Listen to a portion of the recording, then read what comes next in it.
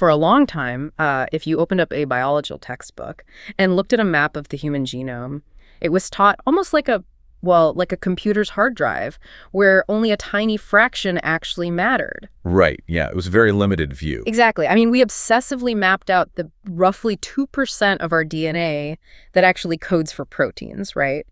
The visible, executable apps of the body, if you will. The stuff that actually builds things. Yeah.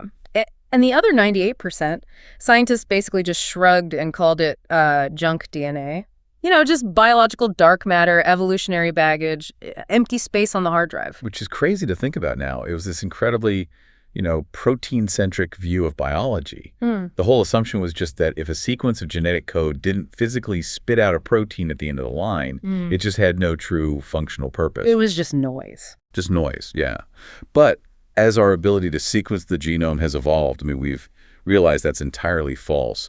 Those empty spaces are actually packed with complex hidden machinery that controls exactly how, when, and where those 2% of apps actually run. Welcome to the Deep Dive, everyone. Today, our mission is to decode a fascinating piece of that dark matter. We're looking at a 2026 paper from the journal Cell by Lou Agarwal and their colleagues. It's a really incredible paper. It really is. And we are going to explore a groundbreaking discovery about a specific, newly discovered piece of hidden genetic code that, surprisingly, protects some people from developing blood cancer. Yeah, it's a beautiful demonstration of just how much sophisticated engineering is hiding in our own genetic architecture, and how just a microscopic change can alter the entire trajectory of a human life. Okay, let's unpack this. The star of this paper is a molecule known as a long non-coding RNA, or lncRNA. Now, if you're listening to this, you likely know the basics of DNA and messenger RNA. But to really grasp the gravity of this paper, we need to reframe how we think about the genome entirely. Right. We really have to ditch the old high school biology analogies. Exactly. Think of your DNA as the grand recipe book for a massive restaurant. I like that framing. So in that analogy, the messenger RNAs, the mRNAs, they are the photocopies of the specific recipes that get sent to the chefs, right? The chefs being the ribosomes that cook up the actual food, the proteins. Right. But the long non-coding RNAs, the lncRNAs, they are like the kitchen managers. Yes. They don't cook the food at all. They don't build the hardware. Instead, they just run around quietly in the background, telling the chefs how fast to work, what to prep, how to assemble the final dish. They're master regulatory molecules. And this paper zeroes in on one specific kitchen manager that has a massive impact on human stem cells. The researchers discovered a tiny genetic variant, literally a single typo in the instructions of this manager, that physically alters how human blood stem cells develop. Which, as we'll see, ends up dictating whether or not someone is susceptible to leukemia. Right. So let's get into the anatomy of this thing. The researchers coined an incredible acronym for this new lncRNA, HOTSCRAMBL. Yeah, HOTSCRAMBL. Yeah. It stands for HOXA, opposite strand transcript, stem cell regulator, and a sense mid-cluster between loci. Wow. Quite a mouthful. It really is. But to understand why it's so important, we have to look at the genetic neighborhood it lives in, which is the HOXA locus. The master control room. Exactly. The HOX genes are basically legendary in biology. Yeah. During embryo development, they're the architectural blueprints that dictate body patterning. They make sure your arms grow where your arms should be and, your legs grow where your legs should be. Right, basic layout stuff. Yeah, but once you're an adult, this specific HOXA neighborhood takes on a new job, hematopoiesis, which is the continuous lifelong process of forming all of your blood cells from a pool of stem cells in your bone marrow. So we have this background administrative manager, HOTSCRAMBL, sitting right in the middle of the master control room for blood formation. And specifically, it's situated between two genes, HOXA7 and HOXA9, but it's read in reverse, right? Right, it's an antisense transcript. Got it. And the specific variant we're looking at today is designated RSS 17437401. That's the catalog number, but functionally, it's just a single letter change. At position 124 of this RNA sequence, a cytosine is swapped for a thymine. Just one single C becomes a T out of billions of letters in the genome. Yeah, and to figure out what that single keystroke change actually does, the researchers first had to locate exactly where this HOTSCRAMBL script was operating inside the cell. They didn't just look at any cells, though, right? No. They isolated pristine human hematopoietic stem cells. Specifically, they're marked by these surface tags: CD34 positive, CD45RA negative, CD90 positive. Okay, so these are the deep reserve long-term stem cells in your bone marrow that haven't specialized yet. Exactly. And to find the RNA inside them, they didn't just guess. They used physical separation first, subcellular fractionation. Which is conceptually like taking a building, shaking it until it collapses, and then using a massive centrifuge to sift through the rubble by weight. That's a great way to picture it. They spun the cells at high speeds to separate the heavy, dense nucleus, the central vault, where the DNA is kept from the lighter, jelly-like cytoplasm that makes up the rest of the cell. And they found hot scramble almost exclusively in that heavy nuclear fraction. But they wanted visual proof, too. They didn't just trust the centrifuge. Right, so they turned to a technique called MERFISH, multiplexed error-robust fluorescence in situ hybridization. You can think of this as attaching microscopic, glowing GPS trackers to very specific RNA sequences. Oh, wow. So they could literally see it. Literally see it. When they looked through highly advanced microscopes, they saw these distinct glowing dots. And those dots weren't floating randomly. They were strictly localized inside the nucleus, heavily clustered right at the inner edge, the nuclear periphery. Okay, here is where I want to push back a bit. We're talking about a kitchen manager, right? Most of the cell's actual work, building proteins, generating energy that happens out in the cytoplasm, if it's managing things, why is it locked deep inside the central vault of the nucleus? Well, because of the level of clearance it operates at. What's fascinating here is that its strict location in the nucleus proves it isn't managing the final products. It is interacting directly with the master blueprints. Oh, I see. Yeah, it's interacting with raw, unprocessed genetic data and the actual physical 3D architecture of the DNA before any commands are ever sent out to the rest of the cell. It's like a high-level executive that never actually leaves the boardroom. That makes total sense. Okay, before we dive into how the scientists actually broke this code in the lab, let's pause and consolidate what we've unpacked so far. If you're building a mental map of this mechanism, here are the key takeaways. Bullet 1. Long, non-coding RNAs act as the background managers of our cellular operating system, not the actual hardware. Bullet 2. HOTSCRAMBL is a newly discovered top-level manager situated right in the vital HOXA gene neighborhood, and it operates strictly in the nucleus of human blood stem cells. And bullet 3. We are tracking a very specific mutation in this manager, a single C to T typo. Which brings me to a question for you, the listener. Have you ever wondered why some people's bodies naturally defend against certain cancers better than others? Let's look at what happens when this genetic manager goes rogue. Yeah, to answer that, the researchers had to recreate this exact scenario in the lab using human cells. They utilized 2 different high-fidelity CRISPR-Cas9 systems to establish their baseline. Right, the molecular scissors. First, they used CRISPR as sort of a molecular bulldozer. They deleted 633 base pairs to completely knock out the hot scramble gene. They needed to see what the system looks like when the manager is just entirely missing. But a total deletion is a pretty blunt instrument, right? Because nobody in the human population is missing the entire gene. People just have the single letter typo. Exactly.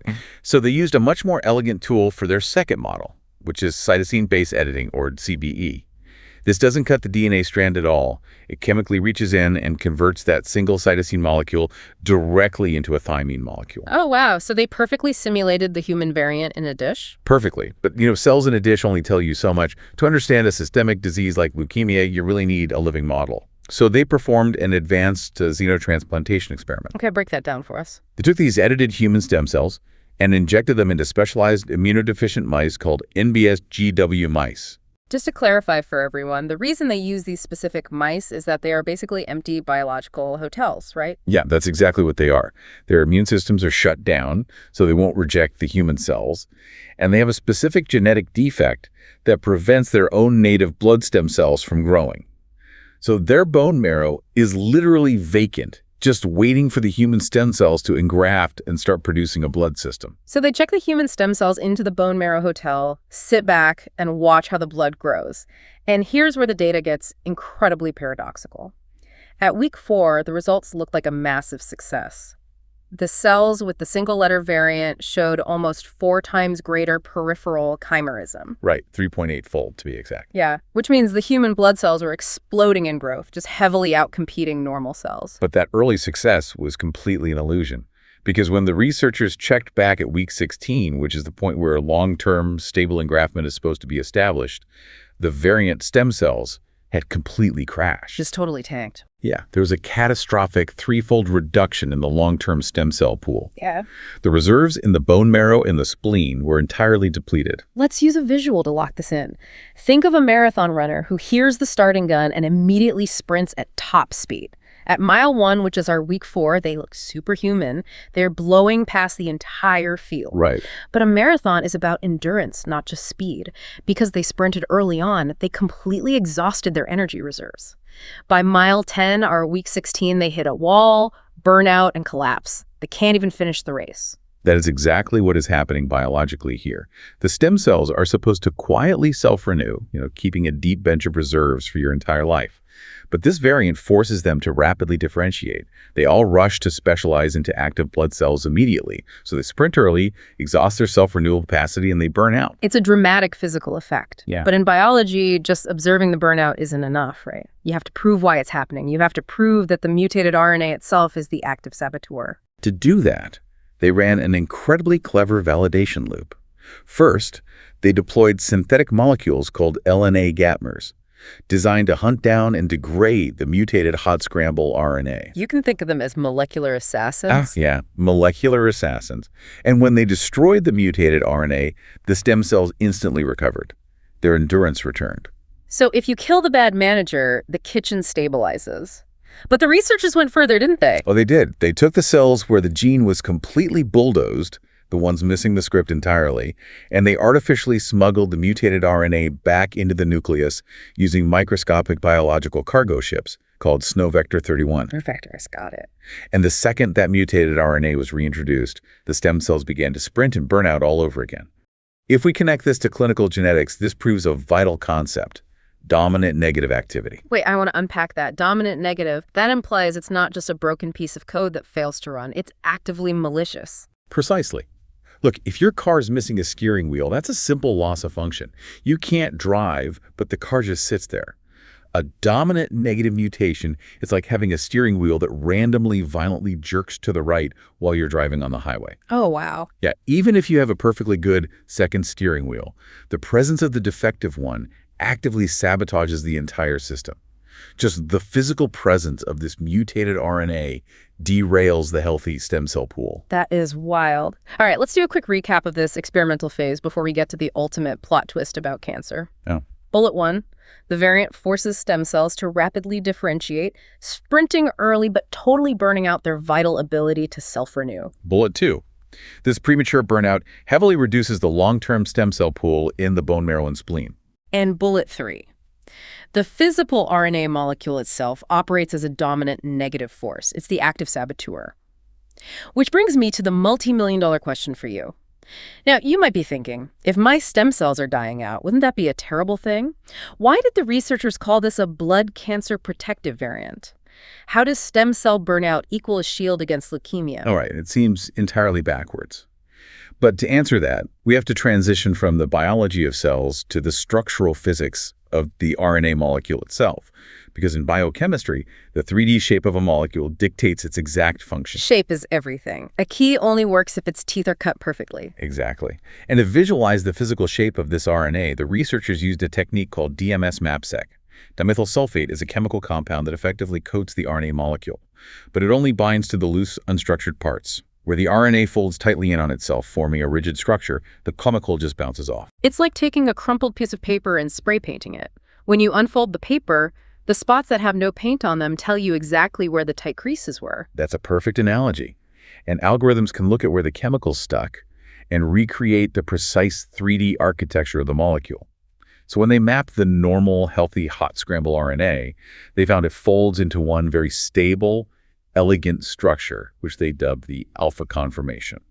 It's a reliable, perfectly cut key. But the mutant version, the one with just that single C to T letter change? The deformity is profound. Yeah. That single letter swap forces the entire molecule into a state of structural wobble. It's vibrating back and forth. It spends about 56% of its time in the normal alpha shape, but 44% of its time it contorts into a wildly deformed, unstable shape called the beta conformation. So almost half the time the key is bent completely out of shape. But how does a bent key in the nucleus stop cancer? It comes down to a cellular process called splicing. When a gene is first photocopied into raw pre-mRNA, that raw footage is full of junk code called introns. Those introns had to be meticulously cut out before the final instructions can be read.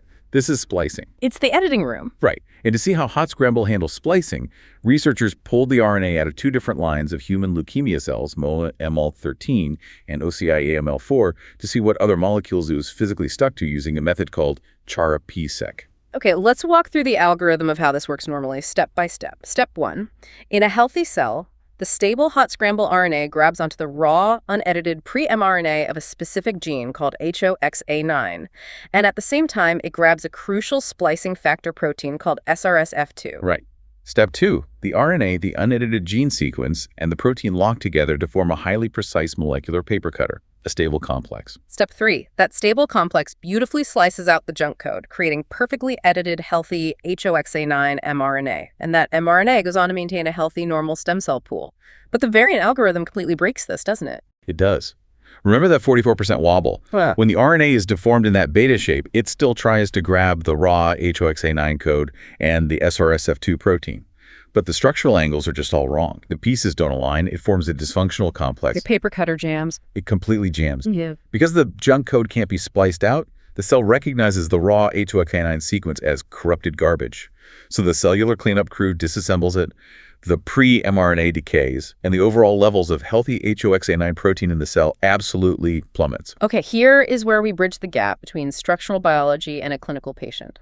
So what does this all mean for leukemia?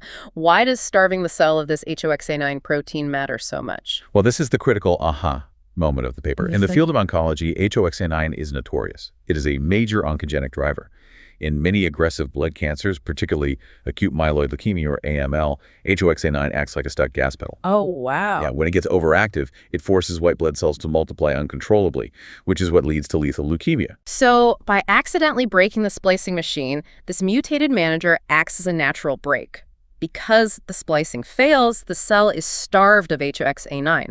And yes, that starvation causes normal stem cells to mildly burn out over a lifetime. That's our sprinting marathon runner we talked about. Right. But it completely neutralizes the ability of leukemia cells to rapidly multiply. It fundamentally deprives the cancer of the exact fuel it needs to explode. It is an astonishing evolutionary trade-off.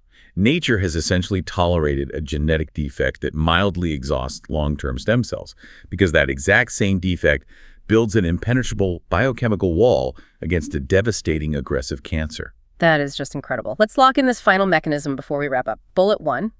The variant physically warps the 3D shape of the HOTSCRAMBL RNA, creating that unstable beta wobble. Bullet 2. This deformed RNA fails to assemble the SRSF2 splicing machine, causing HOXA9 to decay. And bullet 3. Because HOXA9 is a major driver of leukemia, this genetic defect actually serves as a brilliant defense mechanism against blood cancer.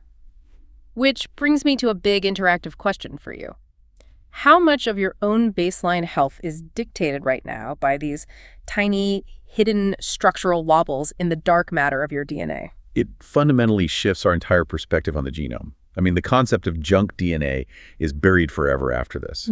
We are looking at a hypersensitive, microscopic fine-tuning system where a single altered atom changes a 3D fold, which jams a paper cutter, which drops a protein level, which literally determines if a human being will get leukemia. Every single structural detail matters. It's a butterfly effect happening inside the nucleus. It is. And it underscores why critical thinking is so essential here and why we have to look at biology from multiple clinical perspectives. If a doctor only looked at a petri dish showing stem cells burning out, they would immediately label this genetic variant as a disease. They'd try to fix it. Right, because cell death looks bad on paper. Exactly. But when you zoom out and look at the whole organism, you realize the burnout isn't a disease. It's the cost of doing business. It's the price the body pays for a lifetime of cancer protection. Multiple perspectives enrich our understanding of biology. You sacrifice a little bit of stem cell endurance at age 80 to ensure you don't die of leukemia at age 30. And that leads to a deeply provocative thought to leave you with today. We've seen how nature naturally evolved a single-letter typo to act as a programmable structural brake on cancer. So what's stopping us from doing the exact same thing intentionally? As our algorithmic understanding of RNA folding improves, could we one day design our own artificial synthetic lncRNAs? Could we engineer custom biological cargo ships, those snow vectors we talked about, and prescribe them like a daily pill? Imagine a programmable structural drug that enters your nucleus and selectively jams the paper cutter for any genetic disease we want to cure. We are really just scratching the surface, but the therapeutic potential of manipulating these deep-level administrative scripts is absolutely going to define the next era of genomic medicine. It's an entirely new frontier. Well, thank you for joining us on this deep dive into the source material. We hope this exploration has completely rewired the way you view the hidden architecture operating inside your own cells right now. Until next time, keep questioning the consensus, keep looking past the visible apps, and remember that sometimes the most vital machinery is hiding in the dark. So long, everyone.